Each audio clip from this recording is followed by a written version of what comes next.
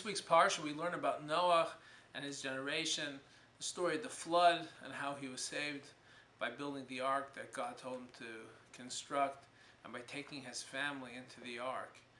So Noach was in this ark for a period of 365 days. He gets out of the ark, and the world as he sees it is a completely new world. Pretty much all of civilization has been wiped out. All of the people that he knew were no longer here. The animals that he recognized were no longer there, and the world was rebooted by God. And that was a very stressful year for Noah on the ark.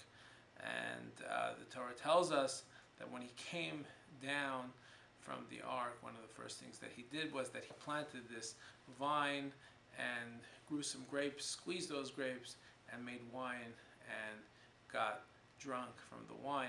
And in fact, he was criticized as being an ish ha'adama, a man of the earth. And Rashi quotes the famous Medrash saying that he was criticized because he should have been involved in other things, not planting this vine for the grapes, which eventually was for the purpose of having that glass of wine. The question I want to raise is, that seems to be a harsh criticism for Noach, because after all the man wanted was a glass of wine after having a very stressful year. Why is he being criticized for merely that glass of wine? Didn't he deserve that after having such a stressful year? And I think this gives us an insight into having priorities, because we have in our lives, we're pulled in so many different directions.